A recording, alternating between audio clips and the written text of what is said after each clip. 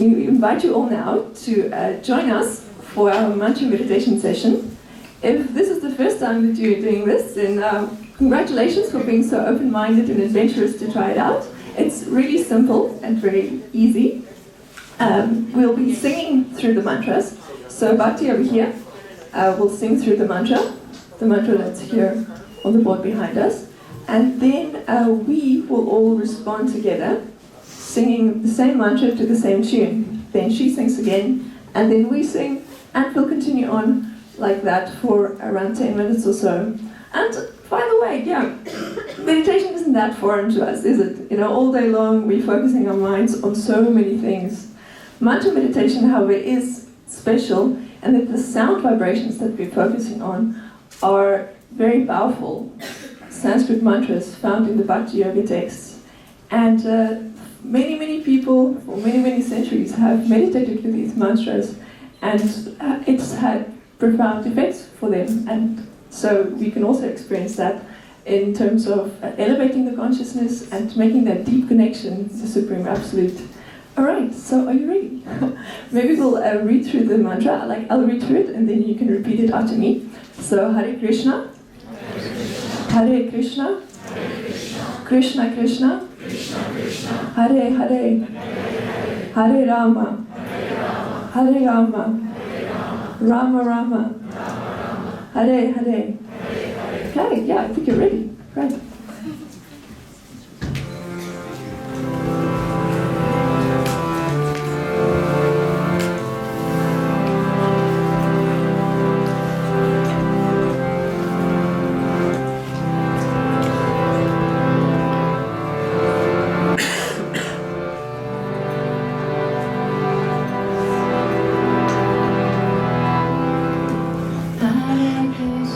Krishna,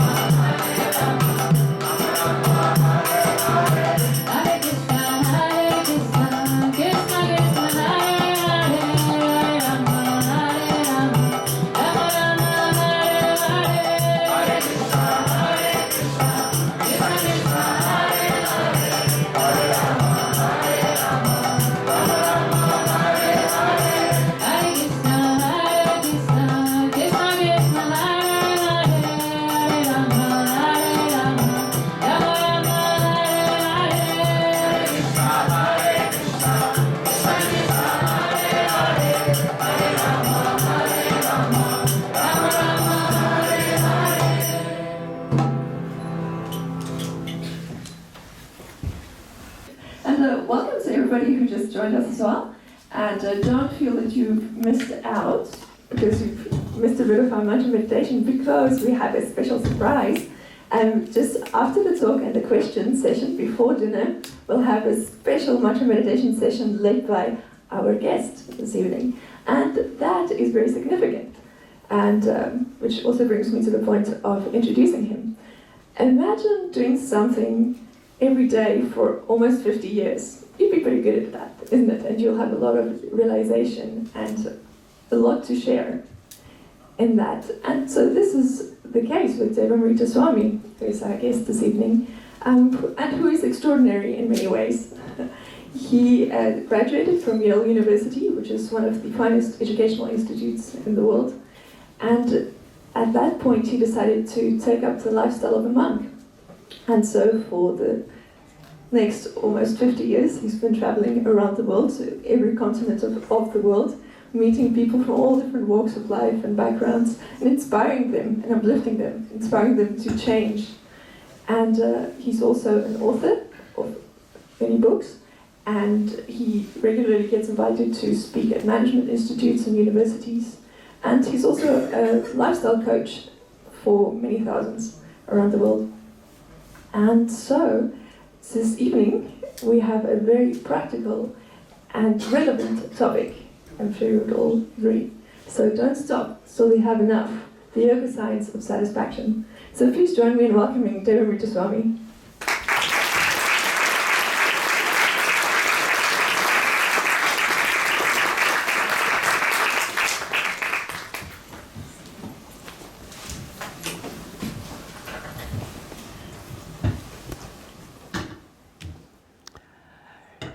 We originally planned this event as a follow-up to our huge gathering that we had at University of Melbourne in March. But wonderfully, so many of you are coming for the first time. So I'm going to do a juggling act. I'm going to discuss some things that those of you who came in March have heard, but I'm pretty sure you've forgotten already. And those of you who are here for the first time, it'll be new for you. But in any case, we can never hear these ancient insights enough, especially now when the human race is at such a dangerous moment in terms of lack of understanding about who we are, and at the same time an astronomical increase in destructive power. This is very dangerous. In other words, as human beings, we're at a point of seeing the results of a very dangerous experiment. For the first time in known human history, human beings have become so desensitized to nature and so oblivious to nature, as if we exist apart from nature and don't have to concern ourselves with it at all. Finally, human beings are starting to wake up to the havoc they've caused, all in the name of wanting to be happy, wanting to be satisfied. How has it happened that our pursuit of happiness has caused such havoc? We really need to consider how it is that a human being can lead a happy and fulfilled life without destroying everything and destroying everyone. So in my travels, I often speak about this subject, sustainable happiness or sustainable satisfaction. How is it possible that we can be happy and satisfied in a way that benefits ourselves, benefits society, benefits the planet. And how can we do that? How can we embark on a quest for sustainable satisfaction without exploiting other human beings, without exploiting future generations, without exploiting the environment, and without exploiting other species? A thinking person is concerned with these issues. In other words, we want to understand, what is our happiness footprint? We're starting to grasp that our quest for happiness and satisfaction involves interdependency. We're not in it just for ourselves. Everything we do has ramifications. Everything is connected to everything else. At this crucial junction in human history, we really need some sustainable happiness champions. Persons who can demonstrate a different way, or shall I say, the natural, organic way for being happy, fulfilled, and satisfied. I wonder if you've asked yourself the question, what does it mean to live a happy and fulfilled life? You'd be surprised that most persons, according to social research, don't ask themselves that question. First of all, they don't have the time. Secondly, they're so distracted. The social media, entertainment, streaming this, streaming that. No one has the bandwidth, practically speaking, to seriously grapple with the most necessary issues of human existence. So let me tell you a story that's actually based on social research. Let's say you're walking on the beach and you find the proverbial bottle washed up in the sand. And you pull out the cork of the bottle, and out comes the genie. And the genie says, whatever you want, you can ask for, you'll get. Most persons would say something like, I want a lot of money, I want a sizzling, sensational relationship, I want to be a star, I want to win the Olympics, I want to win the lottery, something very finite and specific like that. But social research tells us that rarely will someone ask for happiness. It's quite surprising. Now, what are some possible reasons that is so? Of course, I must add that if on surveys done by social researchers, if they list happiness as one of the options that you can choose to want, then people will tick that box. But if you don't mention it and just say, you can have whatever you want, tell the genie, very few persons mention happiness. So what's going on? Digging deeper into the social research, you find that people think asking for happiness is too abstract. But if you ask for, like, give me $10 million, well, the genie's got some clear marching orders. And you both can agree on the outcome. But happiness, it's kind of too airy-fairy. Furthermore, happiness, as everyone knows, comes and goes. And then there's some anxiety that, well, if you ask the genie for happiness, that could result in your being lazy. You know, aren't happy people kind of lazy? They, you know, they're not in the race. They're not industrious.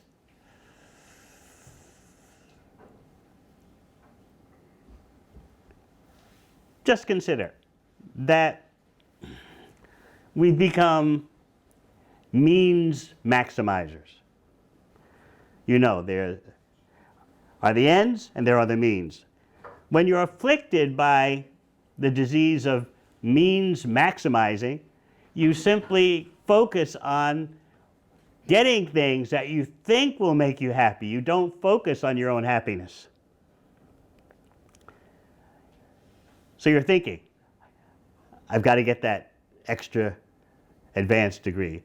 I've got to buy some properties. I've got to make some investments.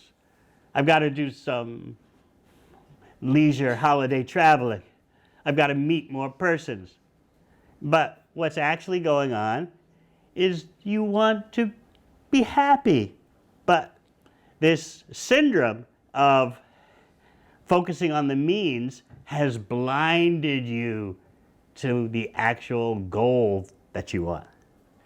So it's no wonder that people are not satisfied. They're caught up with this means maximization. So please think about that.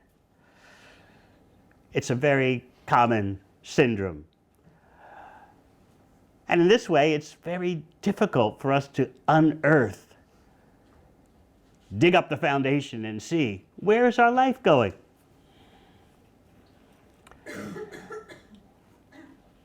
When you analyze happiness from the clinical point of view, you find that there's basic agreement about what people need. Once people finally start thinking about, what do I need to be fulfilled? What do I need to be happy? Again, remember, most persons are so distracted, so busy, so stressed out today that they never get to this point of grappling with what will satisfy me, what will make me happy. Now, we're talking about situations beyond crises for basic necessities and health challenges. Naturally, we would wish that everyone would have that baseline of their basic necessities of life fulfilled and they have adequate health. So we're assuming that. And of course, we do understand that many people in the world don't have those things, unfortunately. But assuming you have those things, then what are the 3 things that social researchers agree you need for your personal happiness and fulfillment? Number 1, you want to have a deep social network. That may sound very easy to attain, but statistics tell us that people these days have scant few friends that they can reveal their mind to, that they can confide in, compared to earlier times. A social network in everyday English means I want great relationships. That kind of hits you more in the gut, doesn't it? We haven't gotten to the bottom of it yet, though. All right, great relationships, and then you want your life to have a sense of purpose. It may feel like this sometimes, but you don't really want it. That your life is simply about breathing, bleeding, and breeding. You'd like some deeper purpose. You'd like some more exalted meaning to your life. And the third thing is, for your happiness, you need a positive attitude toward life, especially your life. you need to feel a bit upbeat about your possibilities in your life. So we can get more gutsy about these three things. Deep social networks, great relationships. What's the bottom line? I want to be loved. Having a sense of purpose, meaning to your life. What's the bottom line, and stated in a more gutsy way? I want to feel important. And having a positive attitude about your possibilities, feeling that there are good outcomes on the way to you. What's the bottom line about that? I need to be in control. Because when I'm in control, even in challenging situations, then I can be upbeat and positive. So here we are at the bottom line. I want to be loved, I want to be important, and I want to be in control. Add those three things together and I think I'm happy. I think. So then we look at how your life unfolds. Social research has found that you're actually happiest as a kid, barring someone growing up in some kind of family trauma or social trauma. Take away all that, even though those things do happen. Generally speaking, you're happiest as a child. Before so much responsibility is placed on your shoulders, goals are downloaded into you. You should be doing this, you should be doing that. Successful people act like this, happy people perform this. All that downloading into you takes its toll. When you become a teenager, generally speaking, it's one of the most miserable times in your life. Who am I? What's everyone else doing? The hormones are driving me crazy. Gosh, I have hormones. I never knew that before.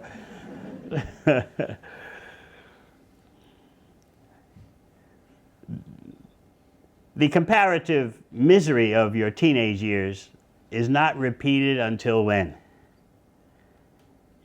Your 40s, when midlife crisis strikes. Oh no. Soon I'll be 50. My good looks are fading.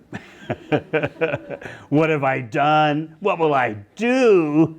I haven't done anything for me. And soon I'll be an old person. Oh no. So those are the bottoms of life as statistics reveal.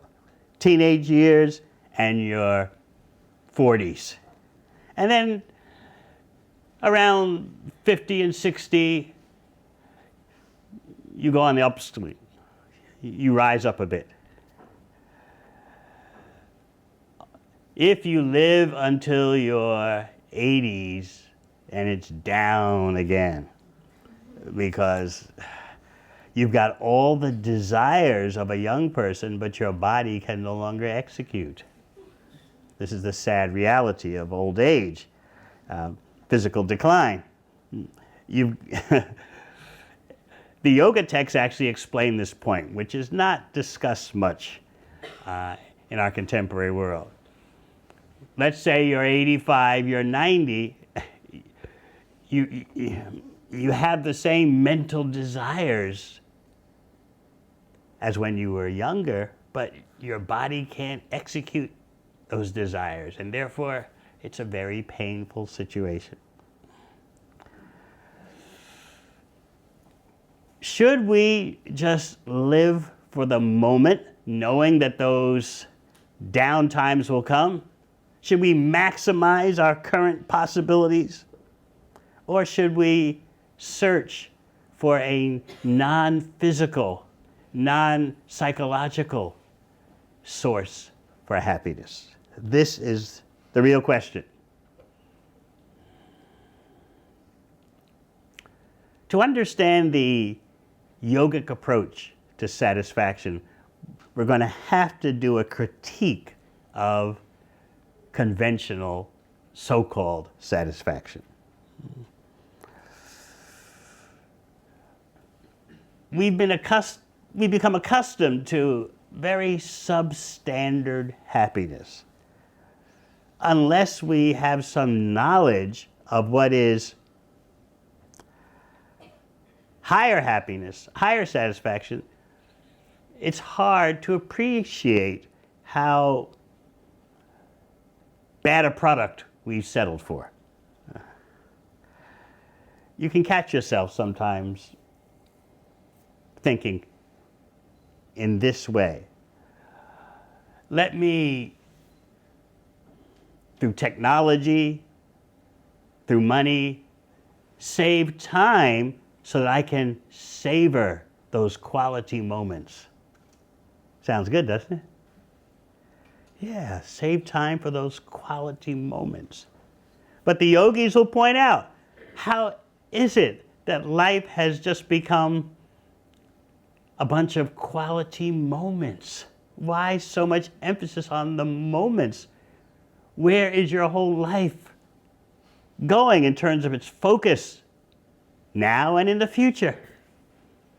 But we're so harassed by anxiety, perplexity, that if we can just get some quality moments. Sometimes you have to beg in relationships. You have to beg, can you give me some quality time? That's another way of just asking for moments. And if we can indulge ourselves for a few moments,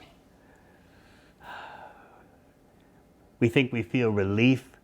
We think we have properly rewarded ourselves for hard work. This is not pleasure according to the yoga texts.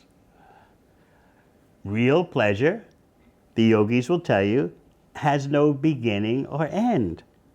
Yet we become bewildered and accepted such a substandard product due to lack of wisdom and lack of experience. Think of your typical material indulgence, your typical material enjoying process. What's the reality? First of all, there's anticipation in your mind. Oh, this is going to be good. Ah, yes. I can just see it now. I can just feel it now. Oh, it's going to be a magic moment. Yes, it's what I've been waiting for. It's what you've been waiting for. All this is going on in your mind. So the yoga texts, and particularly the Bhakti Yoga texts, which we'll talk more about tonight, explain this, that material pleasure is actually a mental concoction for the most part. In your mind, you work yourself up. I'm dramatizing, just so you get the point. But you can catch yourself going through a more subdued version of this. Yes. You visualize in your mind, don't you? You can see, today's Thursday, the weekend is coming. You can visualize, those of you who are students, getting your degree or degrees. You can just visualize getting that dream job, right? Or meeting that right person and everything clicks. It's all in your mind, right? So you work yourself up into practically a tizzy, whether you admit it to yourself or not. But the actual experience never matches the intensity of your anticipation. That's why we have the expression, in common parlance, it's too good to be true. You're right. It's not true. But we've already convinced ourselves, this is it. This is the moment. I've got it. I've got you. This is it. In fancy academic terminology, what you have just undergone is called the impact bias. Some Nobel Prize-winning behavioral economists have coined this terminology.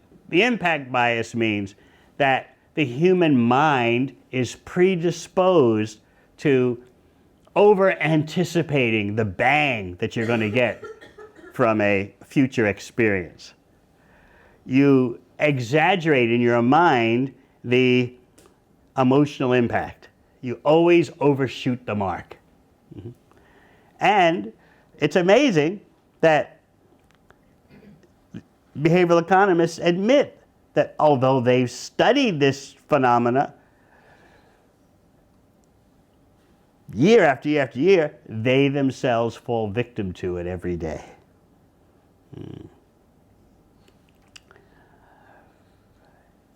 One famous Nobel Prize-winning researcher, Daniel Kahneman, gave himself as an example. I thought I'll buy a big house outside the city and I'll be happy. I just saw in my mind's eye how great it would be to have this big house and with just me there and all the space I need, living on the outskirts of town. So he did that. He bought the house on the outskirts of town. And then what happened after a few months? God, it's lonely here. Maybe I should move back into the city. So here he is studying the impact bias while falling victim to it. And you can see how we ourselves would do that. And we'll continue to do that unless we're connected to something higher. So this impact bias, remember, makes you always overshoot the mark in terms of your emotional forecasting. Just like there's a weather report, weather forecasting. Similarly, when you're on the lookout, when you're on the hunt for happiness, satisfaction, and fulfillment, you must do an emotional forecast. And you always exaggerate it. Your mind does that. Okay. I think we understand how the mind is victimizing us. Now let's move to the actual event of happiness, the event of fulfillment and satisfaction. You're using your senses, you're using your mind. That's your equipment. You're using your physical tools and your psychological tools. Your mind, your emotions. There's a flash of happiness. And then what happens? It's gone. After a few minutes, it's gone. And you know, I had it. What happened? You also know it vanished. So you've become hypnotized. I know I had it. If I just repeat what I did, I can get it again and again and again. And each time, the thrill vanishes.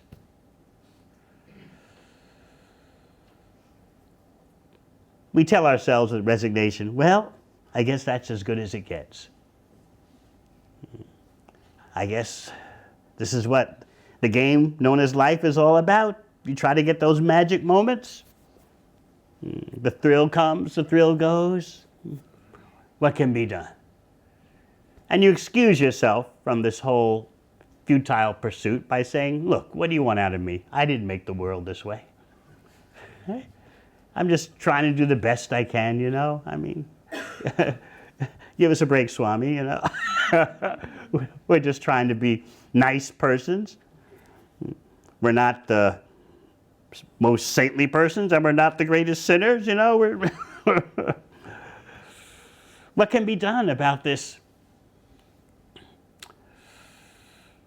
bewilderment of the pleasure vanishing after a few minutes only? And no matter how we repeat our indulgences, whatever they are, the same thing happens again and again. It's very discouraging. But then, as I said, we tell ourselves, look, that's life. You just got to ride the waves, tolerate the comings and goings, and do as best as you can, get what you can, make a few persons happy, leave it at that. This is not satisfaction. Here's an interesting way to compare so-called material satisfaction with the spiritual satisfaction that we'll begin to talk about. You're never satisfied with material satisfaction, but you keep going after it again and again because it seems to be the only game in town, doesn't it? But you're never satisfied. That's why, one more time, one more time. Or as they say in the city of my birth, New York, one more, one more.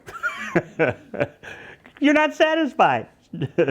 But there's nothing else to do except repeat the same process. Whereas in spiritual satisfaction, you are satisfied, but still you want more. There's the difference. The material way, you're not satisfied, and so you want more because, like, I've got to get satisfaction. I wasn't satisfied.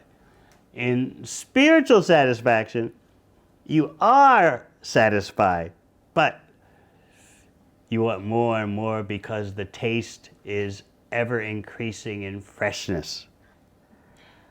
And material attempts at satisfaction, you know, are increasing in staleness.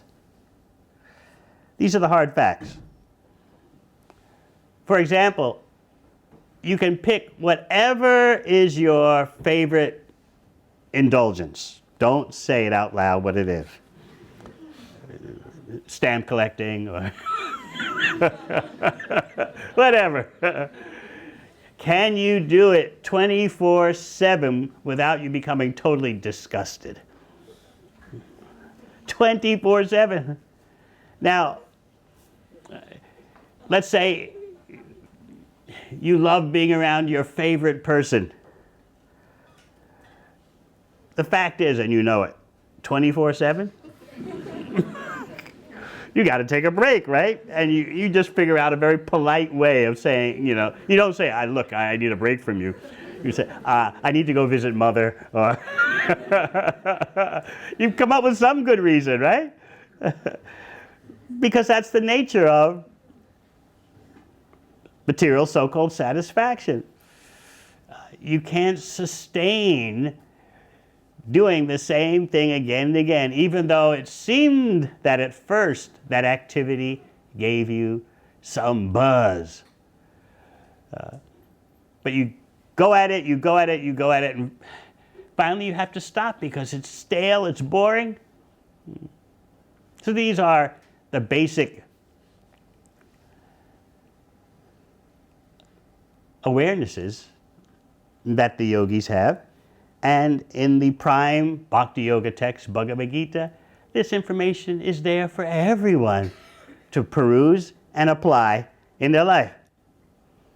So then you would say, well, where does the real stuff come from? Where does the real satisfaction come from? We need to understand what the term yoga actually means. Millions of persons in the Western world are now practicing yoga, but we'd like that they get a higher understanding, and some are going in that direction. The whole purpose of the postures, the asanas, the whole purpose of the breathing exercises, the pranayama, is to clear your mind so that you can focus on the very things that we've just been discussing for the past 20 minutes. To properly assimilate that information and act on it, you need mental clarity and tranquility. So that is the preliminary purpose of the yoga system in its elementary stages, to chill you out, to get you to focus on what is the ultimate goal of life. This is something that just can't be done off the top of your head. Yeah, I think I'm going to focus on the ultimate goal of life. Yeah, I'm going to start thinking about the deep stuff, the deep issues. It doesn't work like that because your mind is so bamboozled with distractions and stress and anxiety and social expectations downloaded into you. Your bandwidth is full.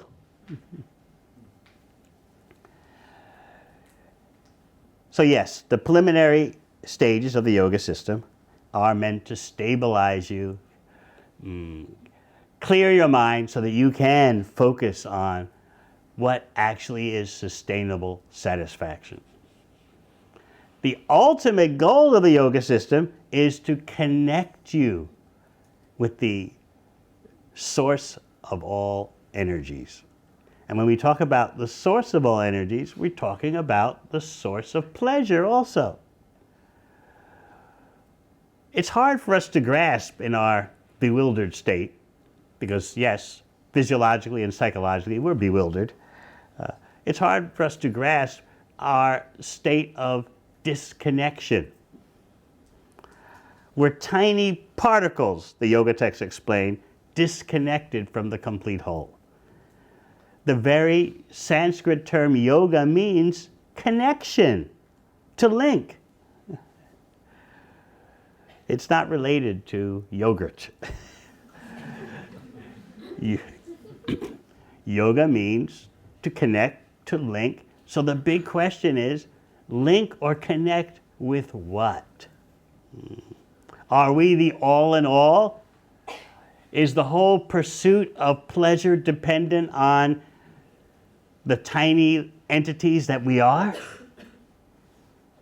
Or are we meant to connect to a reality that's unlimited, to a reality that's non-material? What is the nature of that ultimate source? And how can we connect to it?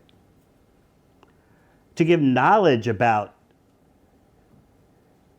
that most valuable goal of human life, to give knowledge about that, Krishna speaks Bhagavad Gita, the prime Bhakti Yoga text. Now, think of a yoga ladder. There are different steps on that ladder. The yoga texts point out that at the top rung of the yoga system, you have the yoga of pure devotion, pure love, known in Sanskrit as bhakti. Relationships are everything. You have to have them in your material life. I don't think any of you wants to live a life alone. Anyone have a plan to be a hermit and live in solitude the rest of your life? Of course not. You want to be with the right person or persons. We know about material relationships, but what about relationships of the non-material self? So to truly grasp what the yoga system can do for us, we need to know the difference between our physiology and psychology on one hand, and our non-material self. Because real satisfaction is experienced only by the non-material self through non-material methods. We may work so hard to satisfy ourselves physiologically and psychologically, but it's not going to happen. It takes a brave and humble person to admit that. This is not working for me. It's hard for us to say that because all around you are billions of people saying, try harder, do this, now do that. That one's happy. Didn't you see on social media he or she was happy? You can also be happy. You're surrounded by all this consumerist propaganda. Century after century, it becomes more and more intense. How can you dare admit that this whole process of seeking material enjoyment is not working for me? It takes some knowledge and some courage to come to that point. And then you need to be aware of something higher. This is a very essential point that Krishna points out in Bhagavad Gita. As I said, Bhagavad Gita is the prime Bhakti Yoga text. Krishna explains that you'll never give up the inferior until you get a taste of the superior. You may try to avoid the illusion. I'll have nothing to do with it. I know all the material pleasure disappears 2 minutes after. Nope, I'm not falling victim for that. It's impossible for you to remain aloof. You have to, with your senses and mind, be interacting. That's just the way material existence is set up. Physiologically and psychologically, you got to be into some stuff. You got to be doing some things. You've got to be connecting, hooking up. It's the way life is. So Krishna points out that until you get a superior flavor, the non-material pleasure, you'll never give up successfully the pleasures of illusion, the so-called pleasures. You have to have something better to replace the counterfeit. So this is what the Bhakti Yoga system is all about. The pleasure that's in the non-material connection between the part and the complete whole. Once we have knowledge and experience of that relationship, then we don't try to squeeze satisfaction out of the material energy. Whether it's in the form of flesh or silicon chips or steel or plastic. In this way, we can actually live a simple and self-controlled life. But as long as our hopes for satisfaction are material, we're wide open to being constantly bewildered, constantly taken advantage of. You can change the economic system as you like. You can change the political system as you like. But as long as people are under the control of the lower self, they'll easily be manipulated. So if we want persons who are actually free, then we need to understand the methods for teaching people how to connect to the higher self, because then they can't be manipulated by the lower urges. They can't be manipulated by potential gratifications of the body and mind. They've connected to something higher. So this is why the ancient science of Bhakti Yoga, often known as Krishna consciousness, is so necessary today. If you want to save people from this mass victimization, something I call mass consensual trance, in which billions of people agree to march ahead in illusion without knowing who they are, why they're in this world, why is there a world, have they had a life before, will they have a life after, without considering we're marching ahead and others are taking advantage of this matrix of illusion and its devotees, its dedicated marchers. If we want to be free, we have to go to the platform where there is freedom. There's no freedom on the plane of pursuing material satisfaction. So what I'm advocating is a completely different lifestyle. A lifestyle in which, yes, you take care of your body, your minimal needs, but the central focus of your life is on that love supreme, that ultimate yoga connection with the Supreme Source. So when we speak about Krishna, understand we're talking about the unlimited source of pleasure, but not the material pleasure that's based on matter that appears and disappears like a shooting star in the sky. We're talking about the experience of the non-material energy which nourishes our non-material relationship with that ultimate source. Here you have a practical method for relieving the burden on the earth that human beings today are causing. They're trampling the earth because they don't know any better. We've got to satisfy ourselves materially. And as soon as you try to satisfy yourself materially, you're in competition with someone else who wants to satisfy themselves materially. And there's always scarcity on the material level. If I get it, you don't get. If I get the money, you get less money. If I get the juicy partner, you don't get him or her. Your win is always someone's loss. All right, maybe one group of people win, but that means another group of people lose.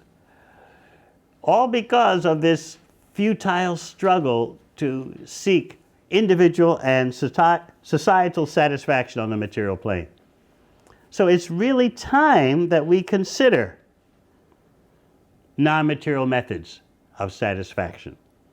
And that means different lifestyles based on different knowledge and the application of that knowledge. So I'm not speaking about religious belief. You may believe this way, you may believe that way. You can stamp yourself with this religion, stamp yourself with that religion, whether it's the religion of atheism, the religion of, very popular now in USA and UK, the latest religion, the millennials really go for it.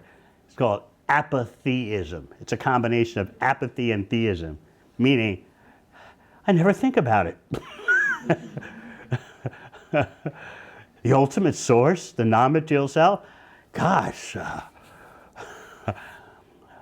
it's just never crossed my mind. It's not atheism, it's not theism, it's just, how are the waves at the beach anyway? So we're not talking about any kind of external label. We're speaking about, are you the body, are you the mind, or are you something beyond the body and mind? And what is the knowledge about that and the process for experiencing it? This is what makes what Krishna gives in Bhagavad Gita so unique. It's not doctrinaire, it's not theological, it's about laboratory experience. But then you say, well, that's the case. Why doesn't everyone do it? But people are at different places in their, shall we say, cosmic journey. Not everyone wants the same thing. But there are always some persons who are thinking, they're wondering, is there something else higher than this perpetual, repetitive experience? It just goes on, the same thing, the same thing. Yes, there is something else. So therefore, I'm trying to poke you a bit, yes, to seek something higher. That is one of the prime purposes of mantra meditation. Mantra is a Sanskrit term that means a sound vibration capable of rescuing your mind from illusion. Because remember, it's the mind that's manufacturing all these artificial plans for artificial gratification. It's going on in the mind. You've heard from others. If you want to be happy, this is what you do. I had such a good time last weekend doing that. What about you? This all goes into your mind and bewilders you. Others are happy. I'm not. What's going on? What should I do? What changes do I need to make? It's possible to be happy materially. Why am I not happy? So you trudge on, going through the same repetitive experiences again and again, watching that so-called material satisfaction appear and then disappear after 2 minutes. So how does it end? Maybe some of you have heard of a survey done in Australia amongst hospice staff who are tending the terminally ill in their last days. So the hospice staff made a list of the regrets, the most prominent regrets that Australians have in their last days. You don't want to have these regrets, please. Number one, why did I work so hard? Number two, why didn't I keep up with my friends? I allowed myself, for work reasons or family reasons, to be separated from my friends. They live in one city, I'm in another. We never kept up with each other. Why? Why did I let that happen? Number three, why didn't I live my life my way? Why was I always marching to someone else's beat? Number four, why didn't I allow myself to be more happy? Why didn't I prioritize my own happiness? And number five, why didn't I express myself more? Why didn't I say to someone I loved, I love you, and someone I hated, I hate you? Why was I so pent up? What was holding me back? And now I'm at the end.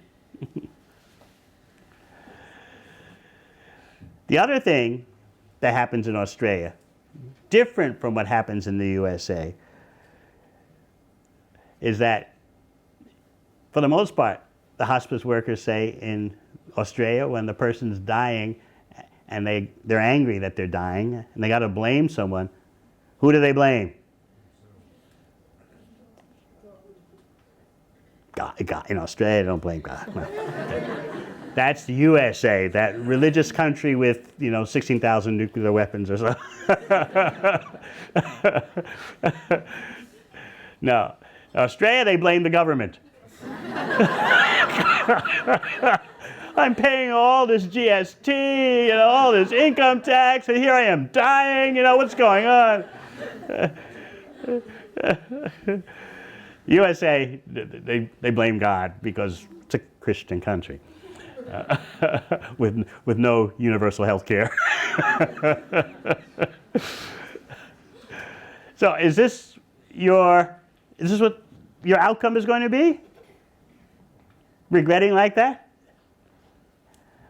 I know everyone's thinking, yes, Swami, but my life will be different.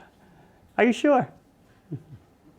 If we're going to go to a higher level, if we're going to understand what is real satisfaction, we need higher knowledge.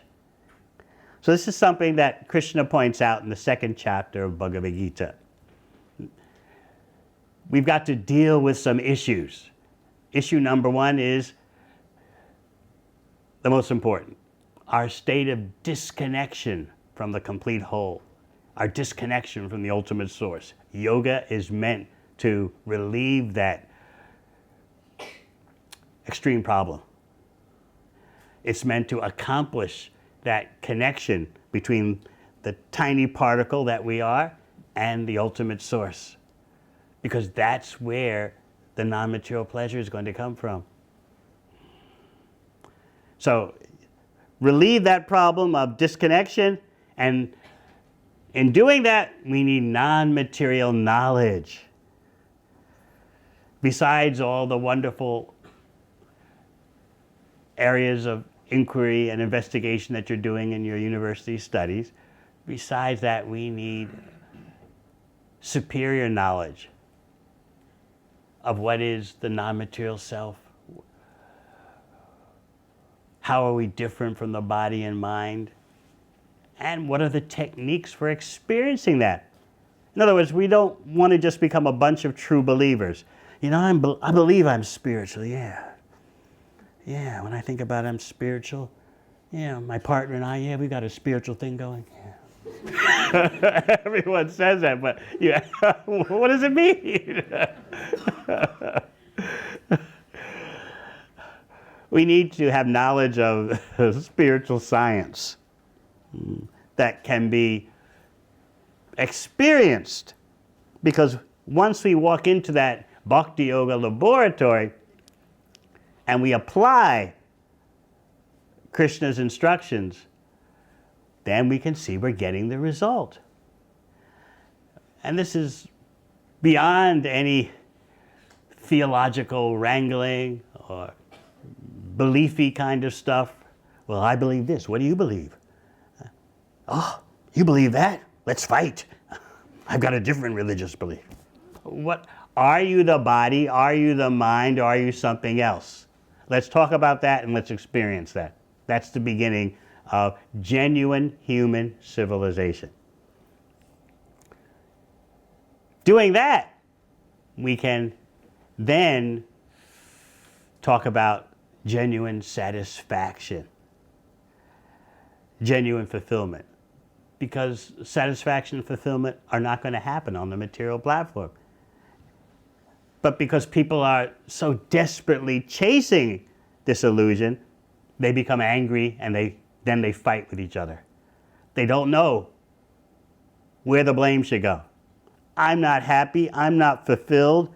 It must be because of this group or that group.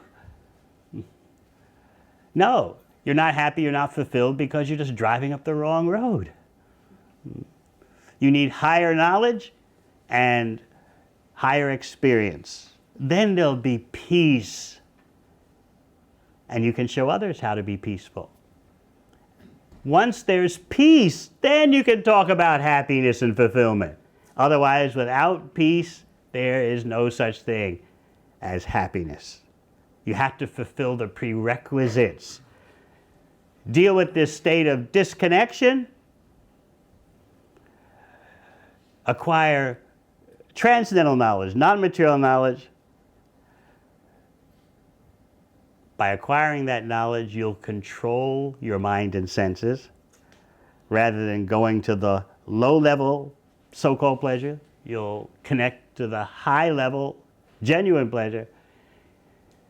Then you'll be peaceful. And once you are peaceful, you can taste genuine happiness, non-material happiness. So we've taken you on a bit of a journey tonight.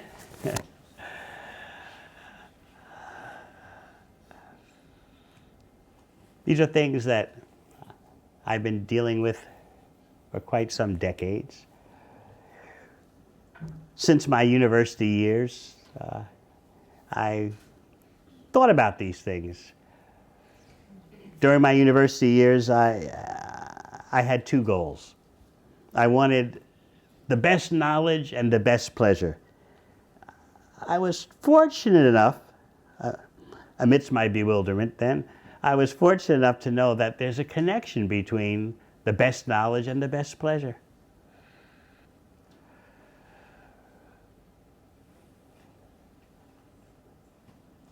As I go deeper into this bhakti yoga practice, decade after decade, I can see that.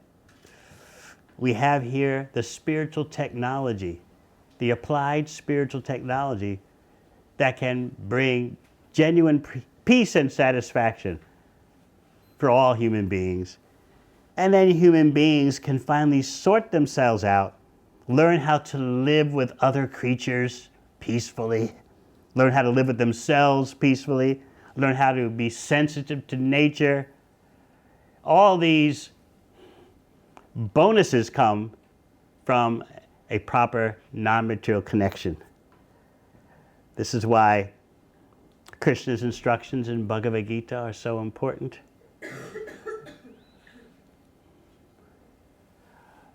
You all have such great potential.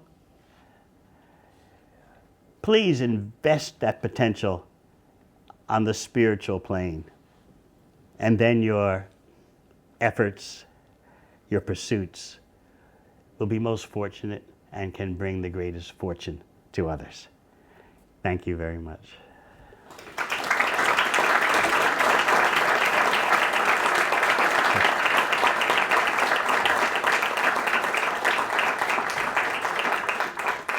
We'll take a few questions if anyone has. Sure, I have a question. What is your point of view of the Bhakti Yoga on death? Do you guys believe in rebirth, or is it... What's your view on death? It never happens. Don't worry, it'll never happen to you or I.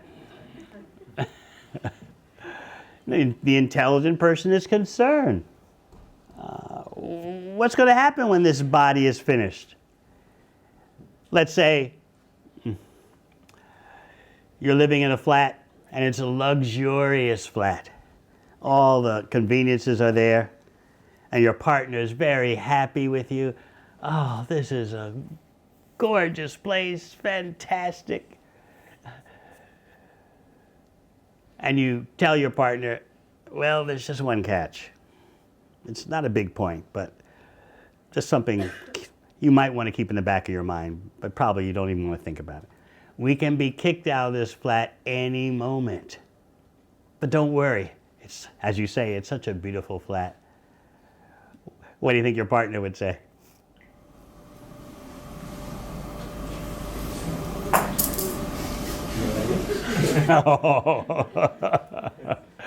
This is crazy. How can we stay here in a place where we can be kicked out any night, any moment of the day or night? Get me out of here. But this is what we're doing, living in this body as if it's going to go on and on. Our main problem is that we don't know what the mission of the human body is. The human body brings with it advanced consciousness by which we can have a discussion like we're having now. You don't see the cats or the giraffes or the kangaroos or whatever sitting here listening. Who are we? What's our purpose in life? But you see human beings doing that. If a wombat comes into the room here, you'll have the creature removed. Does the creature ask, the wombat ask, why did they do that? What's it all about?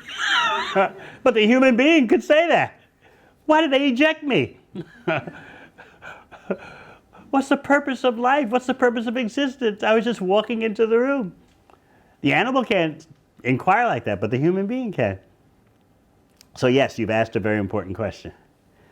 When you read Bhagavad Gita, which I hope you will, you'll find that Krishna explains, for one who has been born, death is certain, and for one who has died, birth is certain. It's a revolving cycle. But the instructions of Krishna in Bhagavad Gita are meant to extricate you, remove you from the cycle of repeated birth and death, because you're actually non-material. But you're, shall we say, to use a sci-fi example, you're in the Matrix. So, how to get out of the Matrix? Of course, you'll only agree to get out of the Matrix when you see that there's something better. The movie couldn't show you anything better. But in Bhagavad Gita, Krishna can show you something that's infinitely better, and that will inspire you. That I don't want to just keep undergoing this process of changing one body after another. Taking birth and dying, taking birth and dying.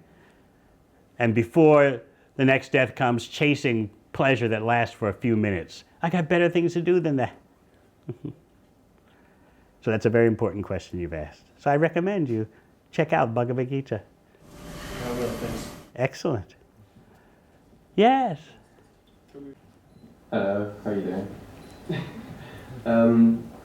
I believe I've already experienced happiness in my life by being grateful and by not identifying to the manifestations too much.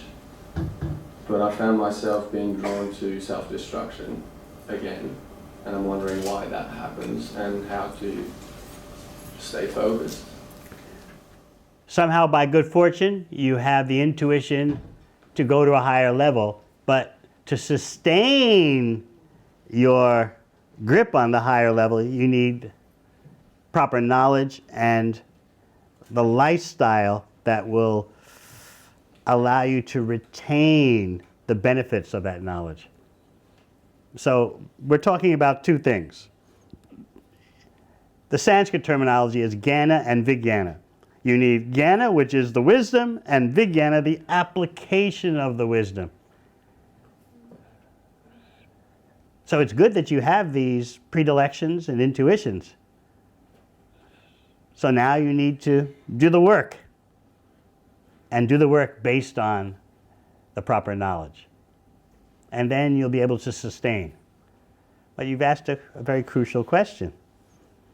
Many spiritual aspirants inquire in that way. Well, I know there's something more, but I know there's something higher, but how do I sustain?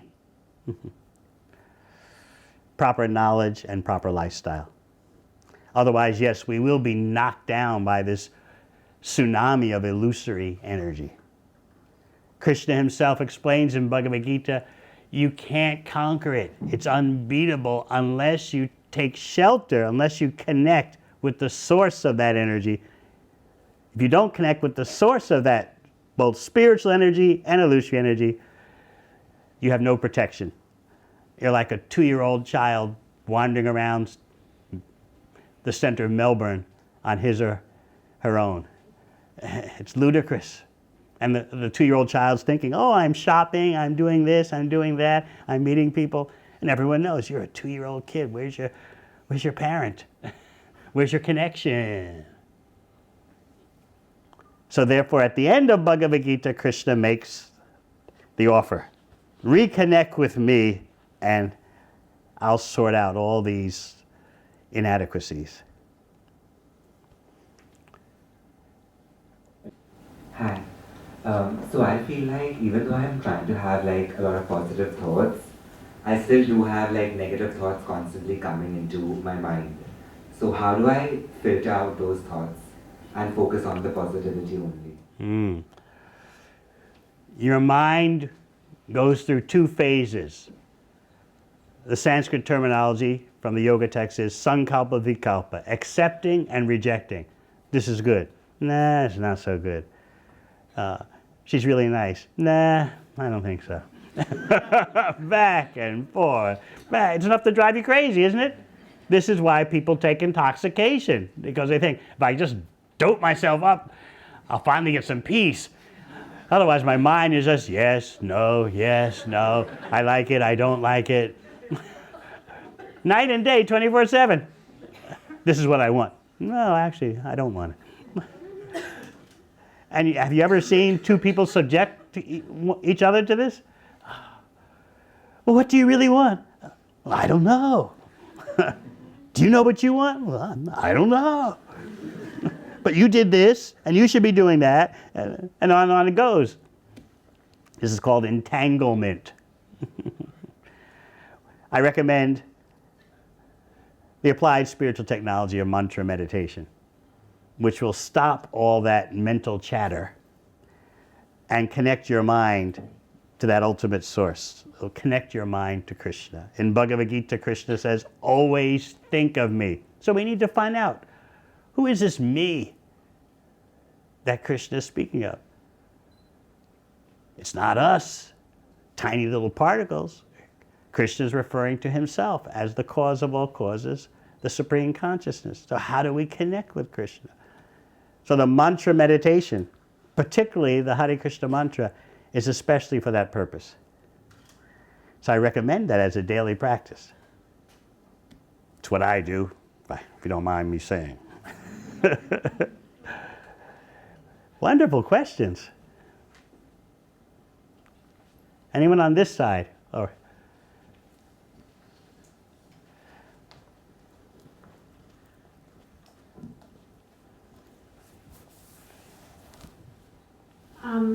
So there's been a lot of talk about happiness, and obviously it's evident that, you know, everyone's on a pursuit of happiness. Look at the room filled. And there's talk about it, we're pursuing happiness, people want to be happy. I'm interested more in contentment and how you would kind of define the difference between contentment and happiness. I use the terminology happiness because that's common currency, you know? But actually, when you read Bhagavad Gita, you'll find that Krishna instructs potential yogis rise above both distress and happiness.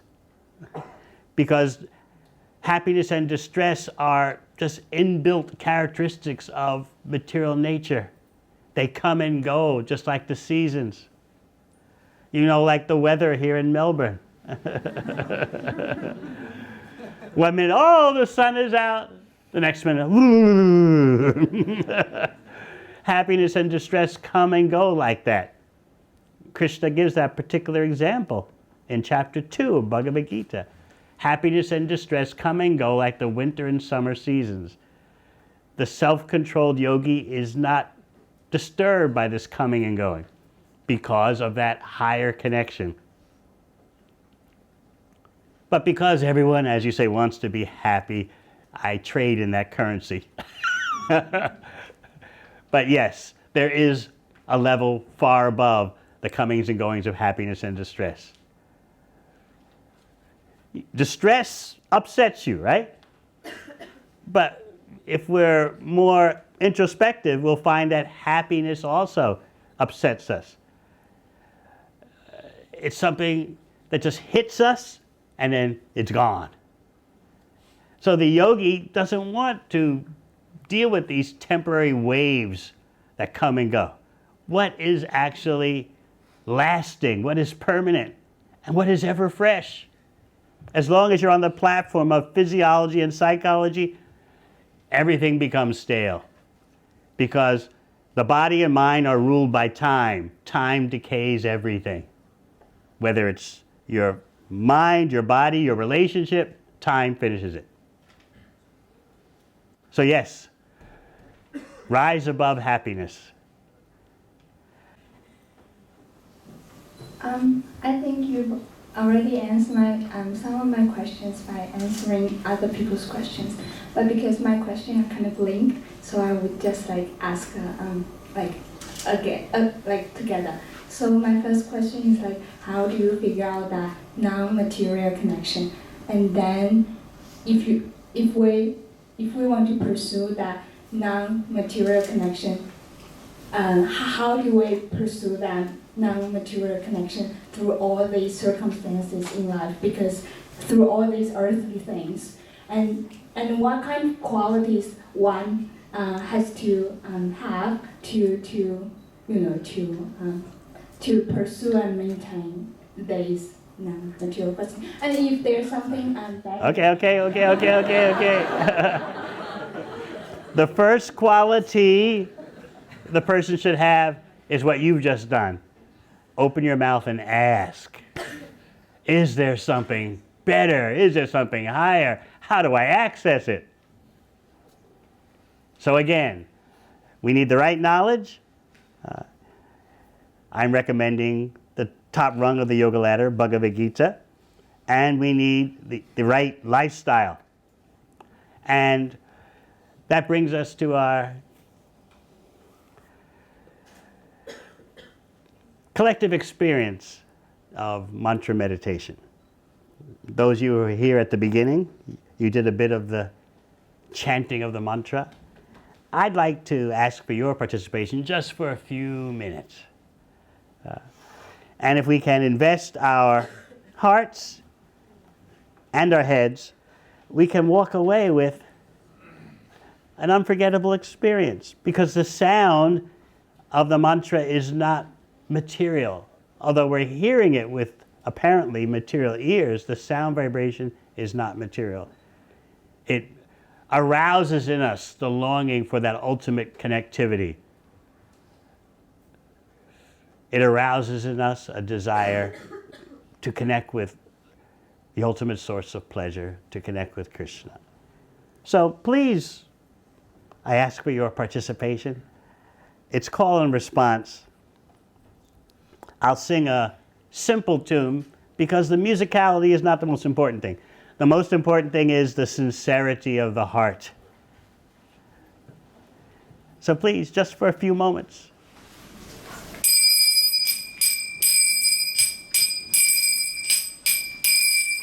Hare Krishna, Hare Krishna, Krishna Krishna, Hare Hare, Hare Rama, Hare Rama, Rama Rama, Hare Hare.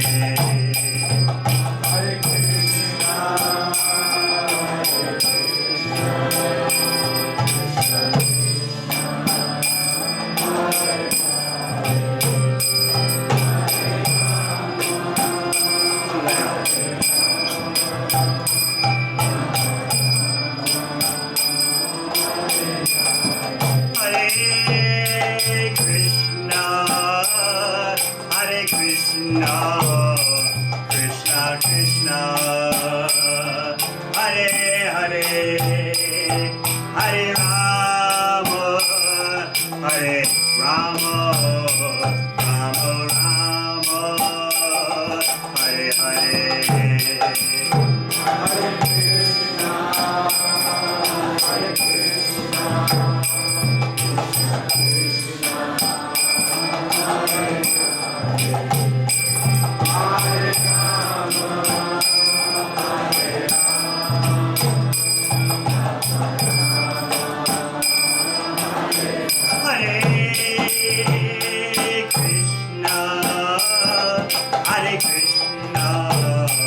Krishna Krishna, Hare